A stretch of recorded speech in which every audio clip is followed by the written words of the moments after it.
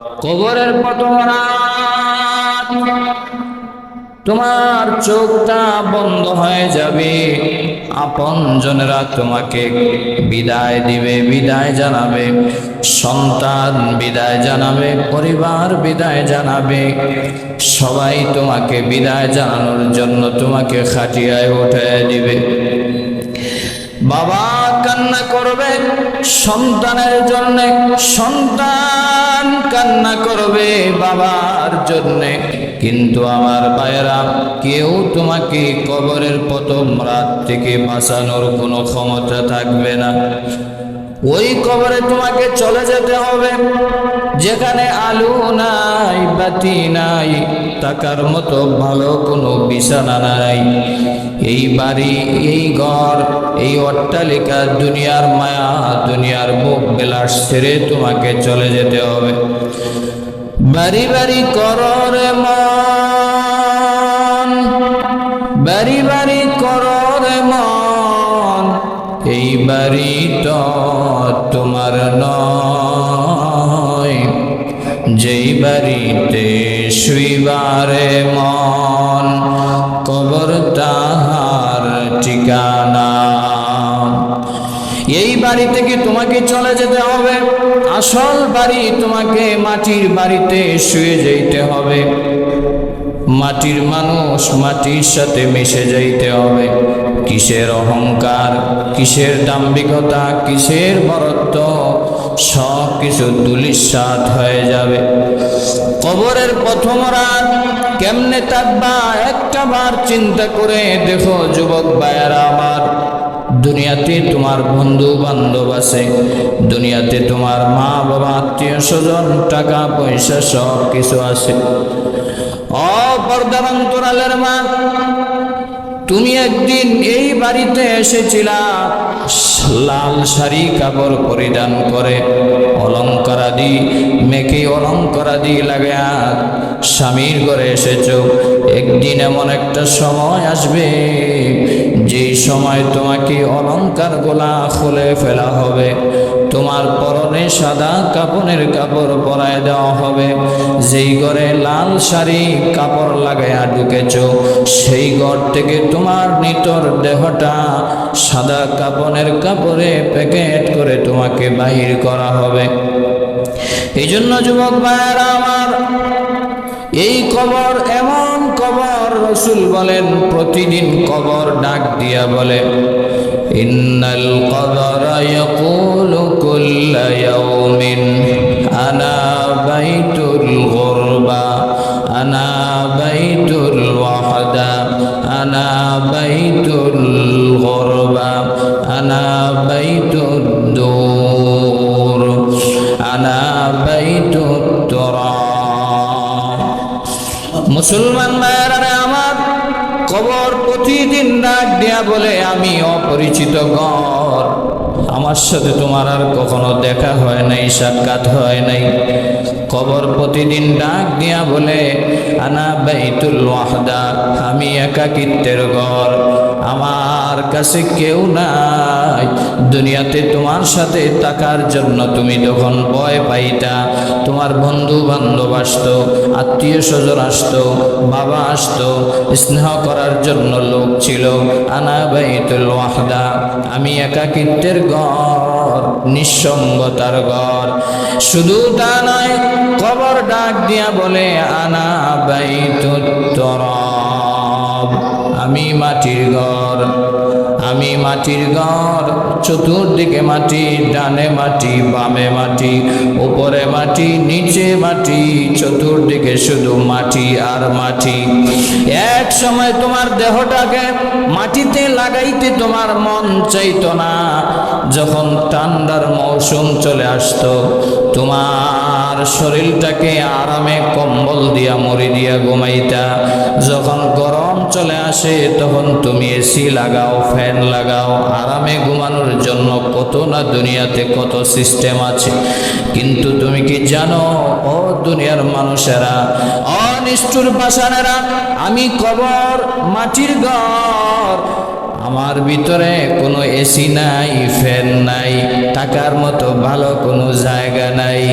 মাটির বাড়ি, মাটির ঘর, মাটি হবে বিছানা। মাটির বাড়ি, মাটির ঘর, মাটি হবে বিছানা। আসছো একা যাইবা একা, আসছো একা যাইবা একা, সঙ্গে কেহ যাইব না। যুবক ভাইরা আমার, ওই মাটির ঘরে একা একা থাকতে হবে, কেউ তোমার সাথী হবে না। বাতিও যাবে না, লাইটিংও থাকবে না, কম্বলও যাবে না, এসি ফ্যান কোনো কিছুই থাকবে না রে ভাই। শুধু তা নয়, কবর ডাক দিয়া বলে আনা বাইতুদ্দুর, আমি কীট পতঙ্গের ঘর। তোমার দুনিয়াতে কত বিল্ডিং ছিল, বালাখানা ছিল, শান্তিতে তুমি ঘুমাইছো, কিন্তু আমি এমন এক জায়গা, পোকামাকড়ের ঘর, সাপ বিচ্ছুর ঘর, কীট পতঙ্গের ঘর। আমার ভিতরে তোমাকে আসতে হবে, কি প্রস্তুতি গ্রহণ করেছ? যুবক ভাইয়েরা আমার, একবার খেয়াল করে দেখো, কত মানুষ ঘুমায় আর ঘুম থেকে উঠতে পারে না, কত মানুষ ঘর থেকে বাইর হয়ে যায় আর ঘরে যাইতে পারে না রে বাবা। কত ওয়াজ বক্তা কত ওয়াজ করে বাড়িতে ফিরতে পারে না, এর আগেই মৃত্যু হয়ে যায়। কত মুসল্লি নামাজ পড়ে মসজিদ থেকে যায়, বাড়িতে যাওয়ার আগেই মৃত্যুর খবর চলে আসে। কত মানুষকে আমরা কাফন দাফন করলাম, কত মানুষের জানাজার নামাজ পড়লাম, পড়াইলাম, কোনো মানুষ আজও দুনিয়াতে আর ফিরে আসে নাই। কত মানুষকে সমুদ্রের পানি নিয়ে গেল আর ফিরে দেয় নাই, কত মানুষকে জলস্বাদ নিয়ে গেল আর ফিরে দেয় নাই, আগুনে কত মানুষ পুড়ে গেল আর ফিরে আসে নাই। আমরাও যখন জানাজা পড়তে যাই, আমরা জানাজাটা পড়ার সময় কবরের পাশে দাঁড়াবো, কবরের পাশে দাঁড়ায় দাঁড়ায় চিন্তা করব, মনটাকে বুঝাবো রে মন, রে অবুঝমান, তোমাকেও একবার এই কবরে শুইতে হবে, এই কবরে তোমাকে থাকতে হবে জনম্বর। দুনিয়াতে তো কয়েক বছর সময় নিয়ে এসেছো, 60 থেকে 70 বছর। যুবক ভাইয়েরা আমার, কবরের প্রতিটা রাত ভয়ঙ্কর কাফির বেঈমান মুশরিকদের জন্য কত আযাব আর গজবের ব্যবস্থা। প্রথম রাত যখন শুরু হয়ে যাবে, বিচার কার্য শুরু হয়ে যাবে, স্টার্ট হয়ে যাবে, দুনিয়ার কেউ তোমার আপন হবে না রে ভাই, সব তোমার পর হয়ে যাবে। দুনিয়াতে যাদের জন্য তুমি এত সুন্দর করে কষ্ট করে পরিশ্রম করে দিনকে রাত করলা, রাতকে দিন করলা, তারাই তোমার জানাজা কাফন দাফন কমপ্লিট করে তোমাকে শেষ বিদায় জানিয়ে দিবে। কেউ তোমার সাথে যাবে না, কবরে যাবে, কবরে যাওয়ার পরে কেউ তোমার পাশে কবরে শুইবেও না। বাঁশ চাপা দিয়া, মাটি চাপা দিয়া, হাজারো মাটির নিচে চাপা দিয়া তোমাকে রেখে আসবে। ওই কবরের প্রথম রাত কেমন হবে আপনার আর আমার? যদি নেক আমল যদি না হয়, কবরের প্রথম রাতেই শাস্তি স্টার্ট হয়ে যাবে। আর যদি নেক আমল নিয়া যাইতে পারো রে বান্দা, আল্লাহ রাব্বুল আলামিন কবরটাকে জান্নাতের বাগান বানায় দিবে। আমার রাসূল বলেন, ক্বালান নবিয়্যু সাল্লাল্লাহু আলাইহি ওয়া আলিহি ওয়া সাল্লাম, আল কবরু রাউযাতুম মির রিয়াদিল জান্নাহ আও হুফরাতুম মিন হুফারিন নার। কবরের জগৎ, কবরের জগৎ কারো জন্য জান্নাতের বাগান হবে, আবার কারো জন্য কবরের জগৎটা জাহান্নামের গাড়া হবে।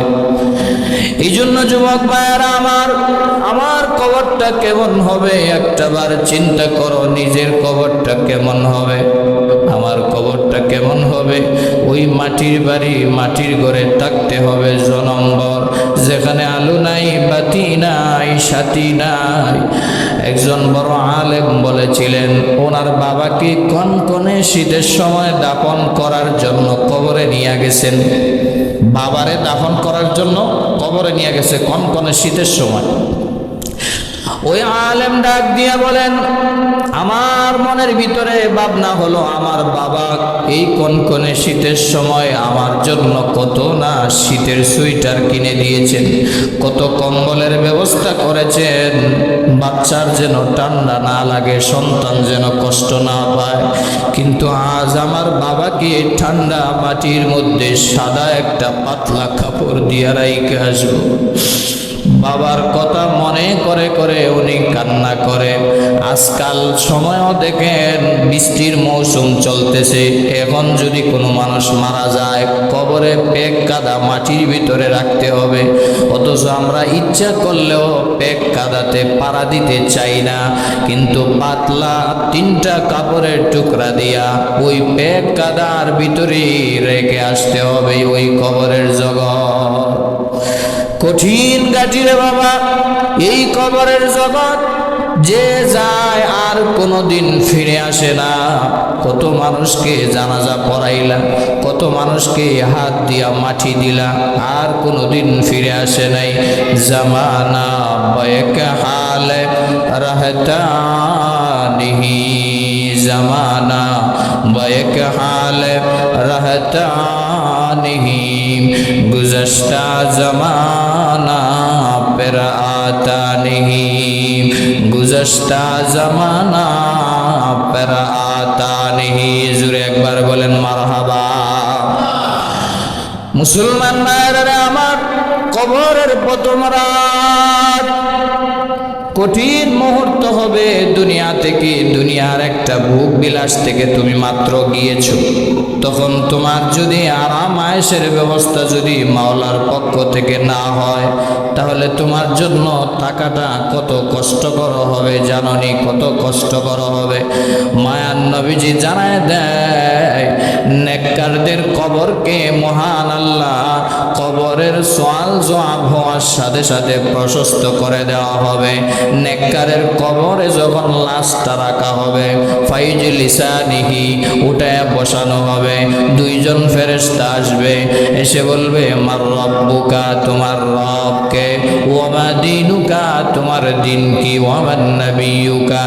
আরেক রিওয়ায়াতে এসেছে মান হাজার রাজুলুল্লাযী বুইসা ফীকুম।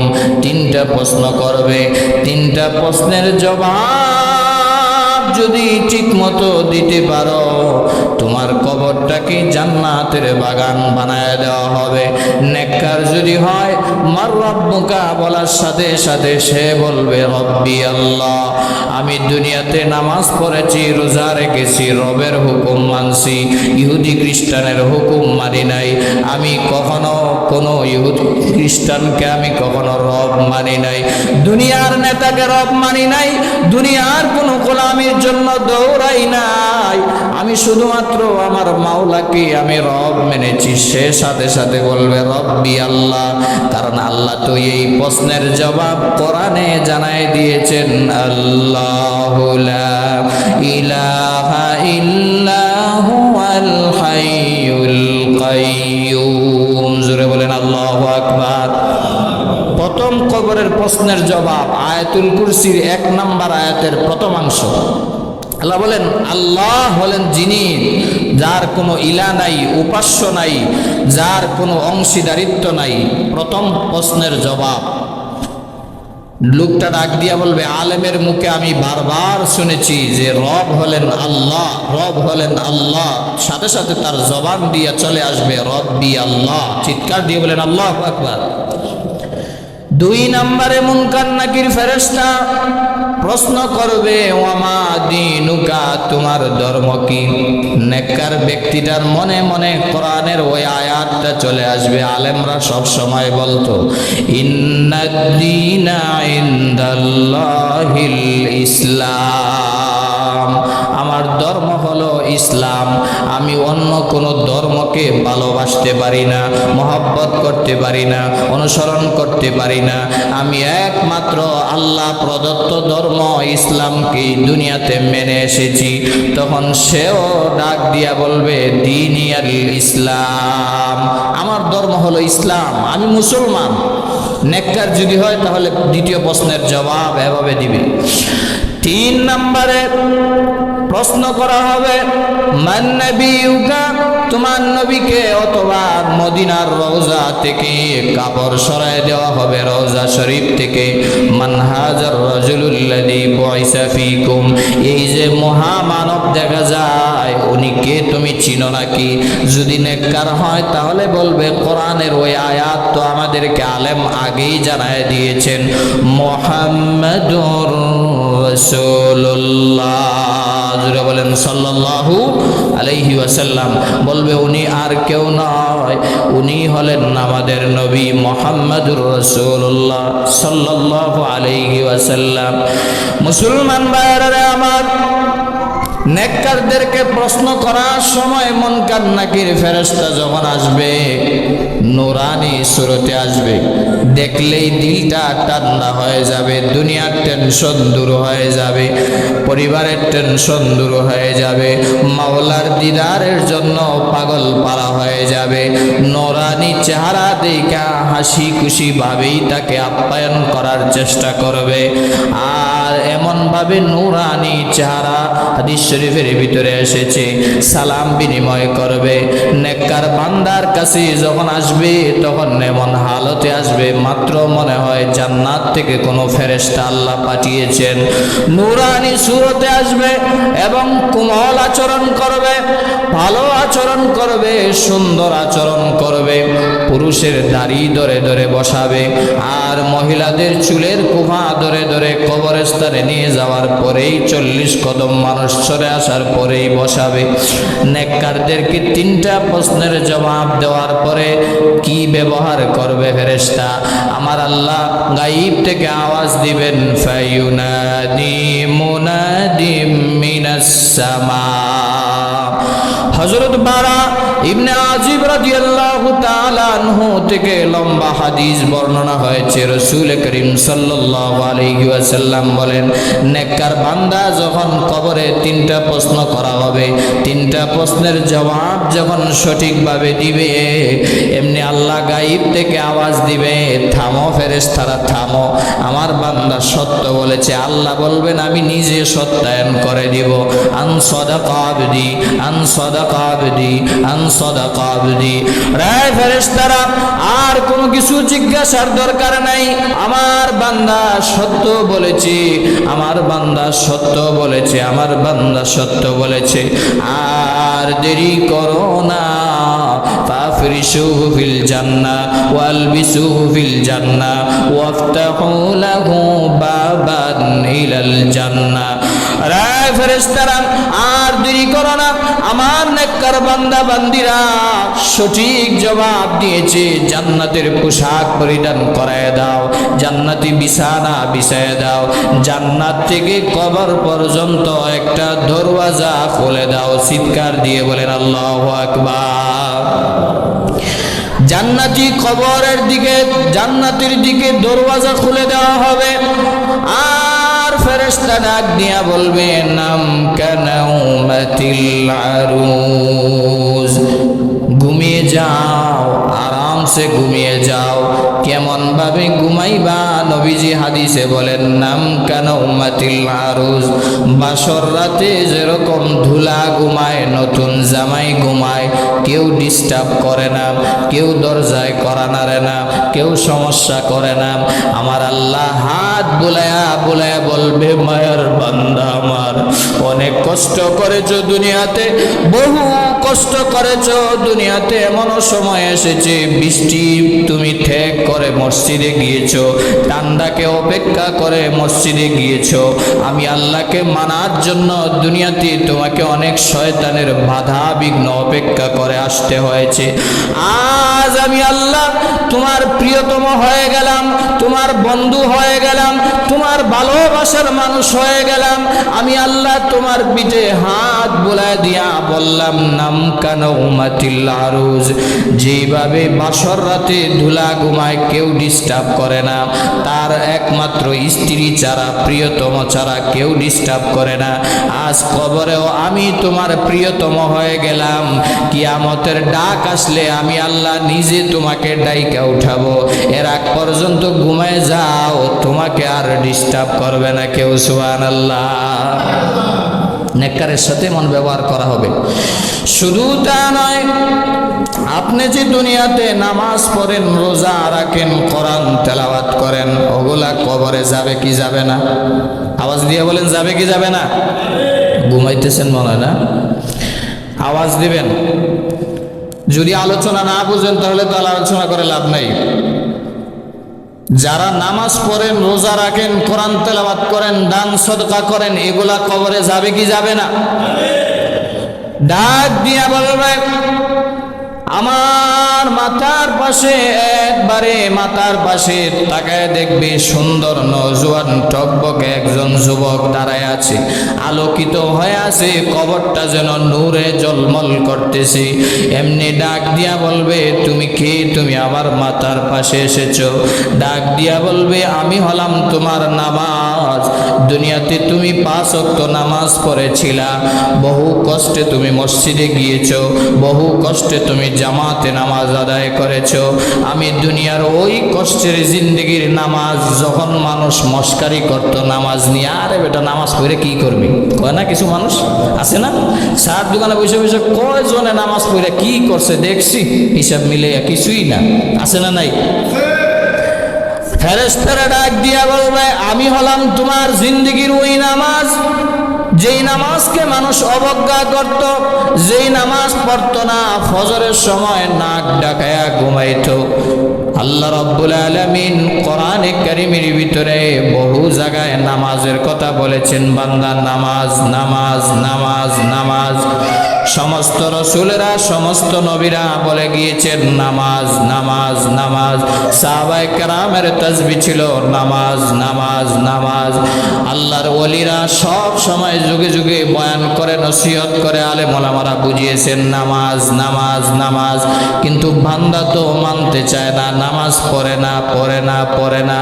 নিজেকে মুসলমান দাবি করে, আশিকে রাসূল নবীর উম্মত দাবি করে, নামাজ পড়ে না। কবরে কিন্তু অন্ধকার হয়ে যাবে।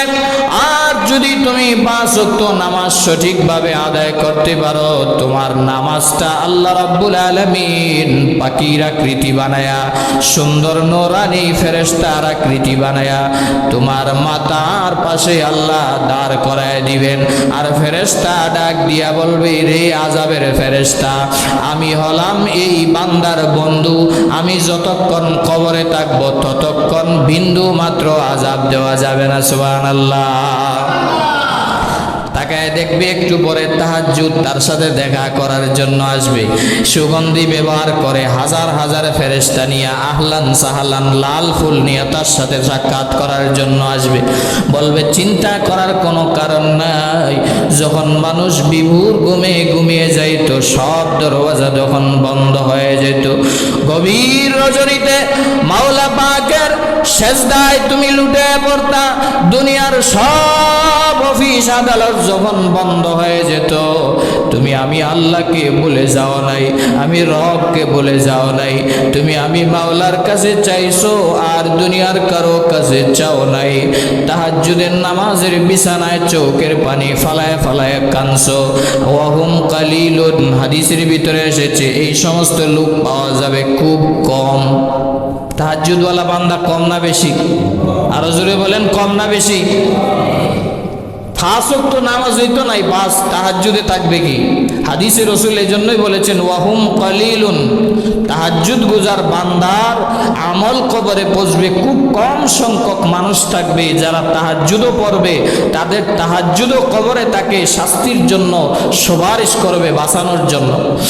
এই জন্য আমার প্রাণের ভাইয়েরা, আবার মাথার পাশে দাঁড়ায় দেখবে আরেকজন দাঁড়ায় আছে, সুন্দর নোরানি চেহারা নিয়ে বলবে শাস্তি দ্বারে কাছে আসতে পারবে না। জিজ্ঞাসা করা হবে তুমি কে, এত সুন্দর নোরানি চেহারা নিয়ে এসেছো? বলবে আমি তোমার দুনিয়ার জিন্দেগির কোরআন তেলাওয়াত, তুমি আমাকে অবজ্ঞা করো নাই, তুমি আমাকে সবচাইতে বেশি মূল্যায়ন করেছো, আমাকে গুরুত্ব দিয়েছো।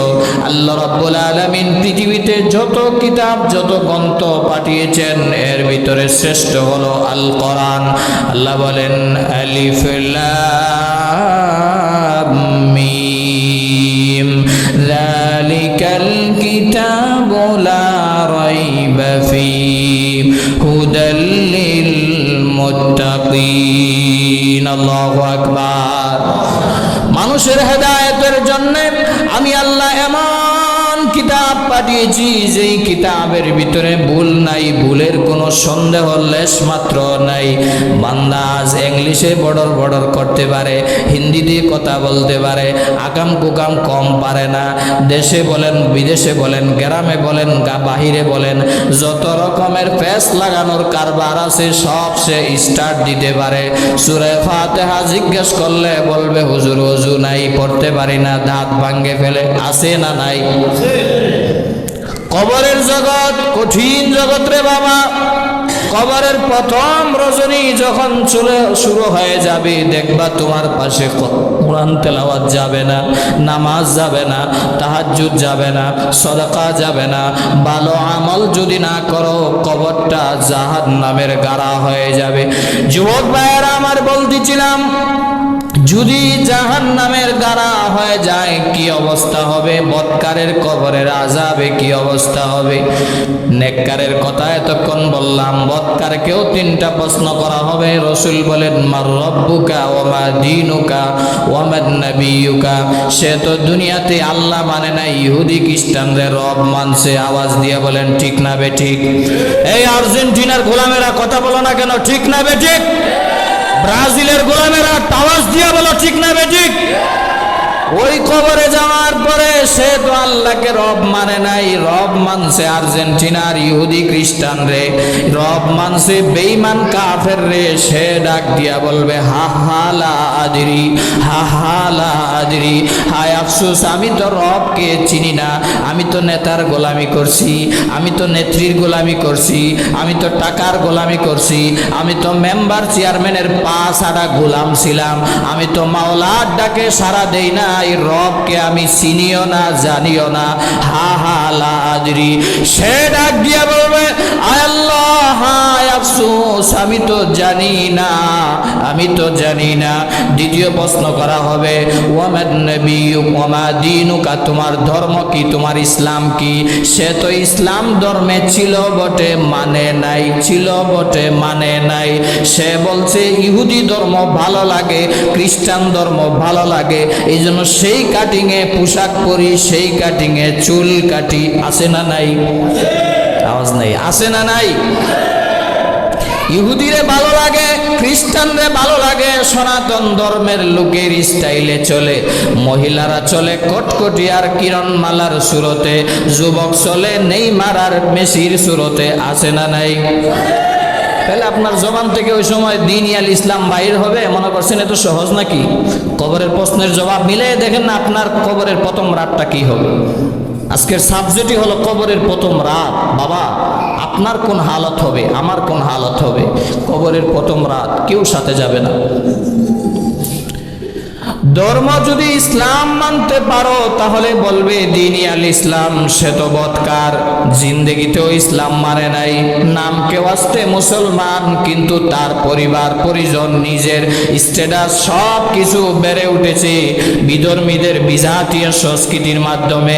সে তখন ডাক দিয়া বলবে হা হা লা আদরি, হায় আফসোস আমি তো জানি না, আমি তো এই প্রশ্নের জবাব জানি না, এই প্রশ্নের জবাবের সাথে আমার কোনো পরিচয় নাই। 3 নম্বরে যুবক ভাইয়েরা আমার, মনোযোগ দিয়া দিলের কান লাগায়া কথাগুলা শুনবা। পর্দার অন্তরালের মা বোনেরা, কবে জানি মরণ এসে যায় কেউ বলতে পারে না। কবে জানি ডাকা আসিবে, কবে জানি ডাকা আসিবে, এই বাড়ি ঘর সারিতে আপন আপন কাপড় কুলে সাদা কাপন পরিতে। ডাক আসতে পারে কি পারে না? যে কোনো সময় ডাক চলে আসতে পারে। চৌকের পলকে মানুষের মৃত্যু হইতে পারে। আওয়াজ দিয়ে বলেন ঠিক না বেঠিক? 3 নাম্বার কবরের সওয়াল হবে, মান নবিয়ুকা, তোমার নবীকে, অথবা নবীজির রওজা থার থেকে চাদরটা উঠায় দেওয়া হবে। মান হাজার রাজুলুল্লাযী বয়সা ফীকুম, এই যে মহামানব দেখা যায় উনি কি চিনো নাকি? তুমি তো নবীজির নেতা মানো নাই, তুমি নবীজিকে রাসূল মানো নাই, নবীজিকে মহব্বত করো নাই, ভালোবাসো নাই। যদি রাসূলকে মহব্বত করতা পাঞ্জাবি টুপি পরিধান করতা, যদি রাসূলকে মহব্বত করতা দাড়ি লাগাইতা, যদি রাসূলকে মহব্বত করতা স্ত্রীকে পর্দায় রাখতা, যদি রাসূলকে মহব্বত করতা নবীজির সুন্নত মিসওয়াক ব্যবহার করতা, তুমি যদি রাসূলকে মহব্বত করতা তোমার উঠা বসা চলাফেরা সর্বক্ষেত্রে রাসূলের সুন্নত থাকতো, তুমি তখন ডাক দিয়া বলবা হা হা লা আদরি, হায় আফসোস আমি তো এই লোকরে চিনি না, আমি তো এই লোকরে চিনি না। তখন আমার আল্লাহ ডাক দিয়া বলবে, রে মুনকার নাকির ফেরেশতা, যেই মুনকার নাকির ফেরেশতা বদকারের কাছে যখন আসবে ভয়ঙ্কর আকৃতি নিয়ে আসবে, যখন বসাবে সুরত দেইকাই গাবরে যাবে, আর সে গাবরে সব কিছু, সে দুনিয়ার সব কিছু স্মরণ করতে রাখবে কিন্তু কোনো কাজে আসবে না। আল্লাহ বলেন ইয়াকুলু ইয়া লাইতানি কদ্দামতু লিহায়াতি, সে ডাক দিয়া বলবে হায় আফসোস আমি যদি নামাজ পড়তাম আজ আমার কতই না ভালো হতো, হায় আফসোস আমি যদি জিন্দগিতে কোরআন তেলাওয়াত করতাম আজকাল আমার জন্য কতই না সহজ হইতো, হায় আফসোস আমি যদি ভালো বন্ধুর সাথে থাকতাম আমার জন্য কতই না ভালো হইতো, হায় আফসোস আমি যদি আলেমের মহব্বত নিয়ে চলতাম কতই না ভালো হইতো, হায় আফসোস আমি যদি সব সময় নেককারদের সাথে হইতাম কতই না ভালো হতো। কিন্তু সেদিন আফসোস করলেও আর কোনো কাজে আসবে না। আপনারা মনে ঘুমাইতে আছেন, আর কোনো কাজে আসবে না। এই জন্য কবরের প্রথম রাত কি হবে এখন থেকে মিলায় নেন। যুবক ভাইয়েরা যারা আছো ভালো করে দিলের কান লাগায় কথাগুলো শুনবা। মনে মনে তো ভাবো অনেক কিছু হয়ে গেছো, তোমার মতো বহু যুবককে আল্লাহ বহু আগেই সাইজ করে রাখিয়া দিছে, ঠিক না বে ঠিক? আর তোমার মতো যুবক কি তোমার মতো গোষ্ঠী শুদ্ধ আল্লাহ ধ্বংস করে দিছে, দেয় নাই? ফেরাউন কি তোমার চাইতে কম বাহাদুর ছিল মনে করো? আল্লাহ এখনো পর্যন্ত কিয়ামত পর্যন্ত চিরন্তন শত্রু ইসলামের চিরন্তন বড় মালাউনকে আল্লাহ সুটকি বানায় রাইখা দিছে, ঠিক না বে ঠিক? মিশরের কায়রো জাদুঘরে যাও, গিয়া দেখো মিউজিয়ামে এখনো পর্যন্ত আল্লাহ ফেরাউনকে এখনো সুটকি বানায় রাইখা দিছে। দেখ পৃথিবীবাসীরা আমার সাথে পাল্লা দিতে এসেছিল, তুমি কেমন যুবক, তুমি তো মনে মনে মিলাও, হিসাব মিলাও, আমি ফ্রি ফায়ার মারতে পারি, কি বলে পাবজি খেলতে পারি, মা যদি কথা বলে কথা আমি শুনি না, বাবায় যদি কথা বলে বাবার কথাও আমি শুনি না, আমি সংসারের হাল ধরতেও চাই না, আমি অনেক কিছু হয়ে গেছি, আছে না? মনের ভিতরে অনেক বাহাদুরি, অনেক দাম্ভিকতা, আমি টাকা পয়সা ইনকাম করি, কারো কাছে আমি ধারও কাছি না। অথচ সেও দাবি করেছিল ফাকাল আনা রাব্বুকুমুল আলা। যুবক ভাইরা দিল দিয়া কথাগুলো শোনো, দিল দিয়া কথাগুলো শোনো।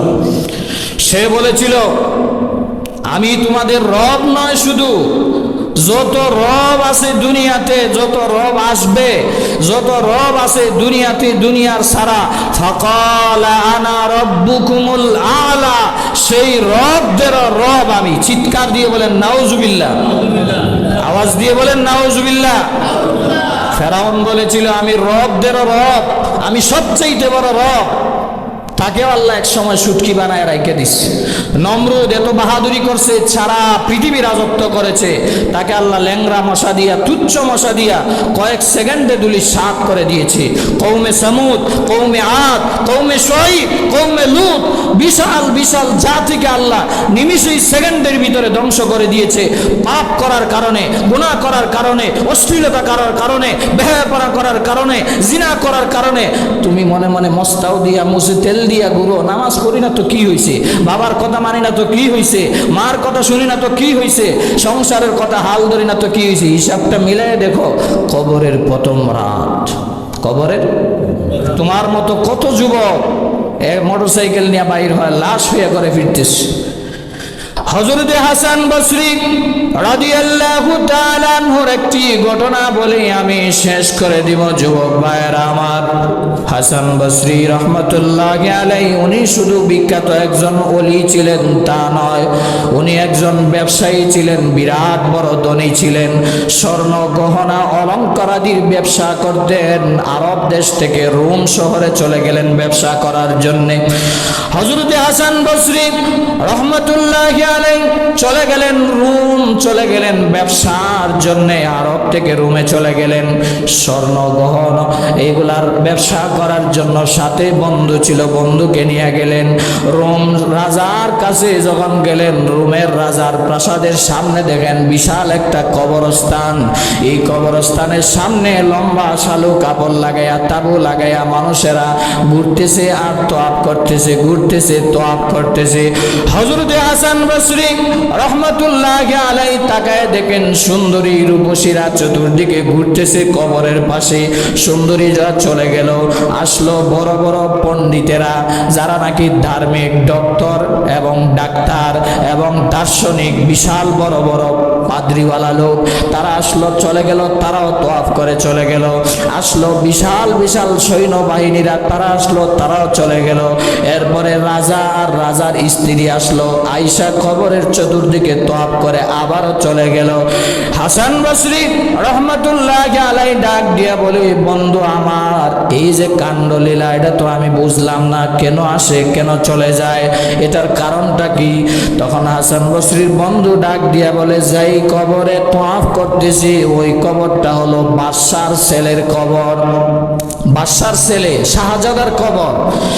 সুন্দরী রূপসীরা যারা এসেছিল তোয়াফ করার জন্য, তারা রোম সম্রাটের সবচাইতে বড় বড় সুন্দরী, তারা চতুর্দিকে ঘুরতেছে আর বলতেছে, রে শাহজাদা, আমরা তোমাকে যদি আমাদের রূপ দিয়া, লাবণ্য দিয়া, সৌন্দর্য দিয়া তোমাকে যদি আঁকড়ায় রাখতে পারতাম, তাহলে তোমাকে আমরা ধরে রাখতাম। কিন্তু আমাদের রূপ আর লাবণ্য দিয়া কোনোই লাভ হবে না। তুমি যেই জায়গায় চলে গেছো, যেই মালিকের ডাকে সাড়া দিয়ে চলে গেছো, ওই মালিকের কাছে রূপ লাবণ্যর বিন্দু মাত্র কোনো মূল্য নাই। দুই নম্বরে বন্ধু ডাক দিয়া বলে, ওই যে বিশাল বিশাল বড় বড় বড় বড় পাদ্রিওয়ালা লোক এসেছিল, জ্ঞানী গুণী এসেছিল, তারা কেন? তারা এসে বলেছিল, ও বাদশার ছেলে শাহজাদা, আমরা যদি আমাদের জ্ঞান দিয়া, গর্ব দিয়া, ধাম্বিকতা দিয়া তোমাকে যদি বাঁচায় রাখতে পারতাম, তাহলে আমরা রোম সম্রাটের সব গভীর জ্ঞান দিয়া তোমাকে আমরা আটকাইতাম। কিন্তু এমন জায়গায় চলে গেছো, যেই জায়গায় আমাদের দাম্ভিকতা, আমাদের সার্টিফিকেট, আমাদের ডিগ্রির কোনো মূল্য নাই।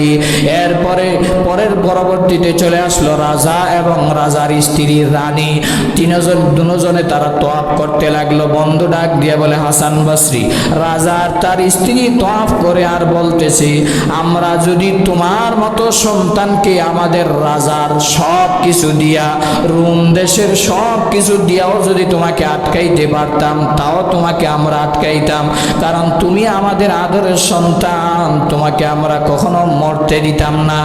ও আদরের সন্তান, আমরা রোম সম্রাটের রাজা, আমরা তোমাকে বাঁচাইতে পারি নাই। আমি রোম সম্রাটের রানী, তোমাকে বাঁচাইতে পারি নাই। অর্থাৎ এমন জায়গায় চলে গিয়েছো, যেই জায়গায় আমি রাজার কোনো মূল্য নাই, আমি রানীর কোনো মূল্য নাই, যেখানে গেলে মানুষ আর ফিরে আসতে পারে না। এই জন্য যুবক ভাইয়েরা আমার, একটাবার চিন্তা চিন্তা করো কবরের প্রথম রাতটা কি অবস্থা হবে, কি হালত হবে।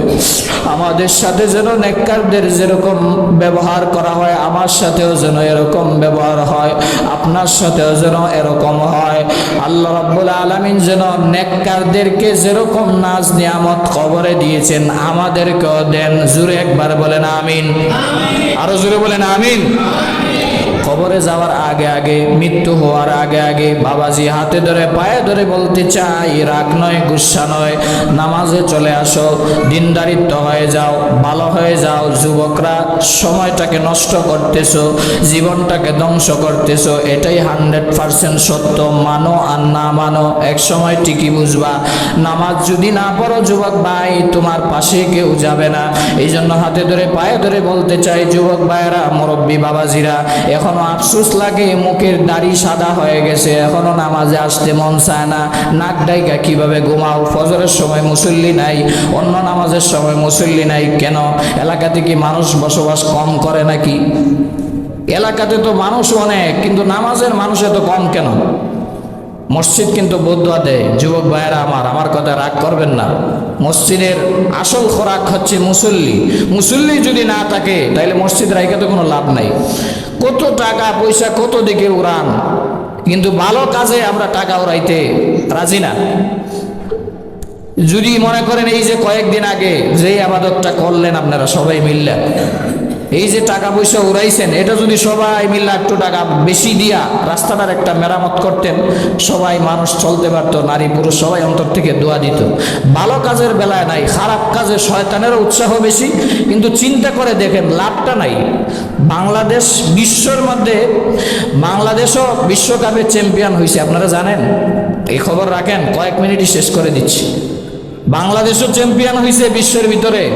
এই যে বিশ্বকাপ ফুটবল খেলা চলে গেল, খেলা তো খেলার দিকে চলে গেছে। আর্জেন্টিনা ব্রাজিল তো গেছেই গেছে, যে দল যার দিকে যাইবার সেই দল তার দিকেই চলে গেছে। কিন্তু তোমার গাড়ে বহু পাপের বোঝা রাইখা গেছে, যেগুলা তুমি দূরে সরাইতে পারবা।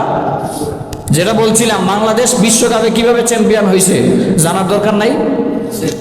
সারা বিশ্বের ভিতরে বিশ্বকাপ ফুটবল খেলা নিয়ে উন্মাদনায় 23 জন আত্মহত্যা করে মারা গেছে, এর ভিতরে বাংলাদেশি 15 জন সেঞ্চুরি।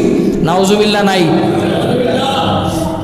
হিসাব মিলাই দেখেন কবরে যাওয়ার পরে কি হবে। আল্লাহ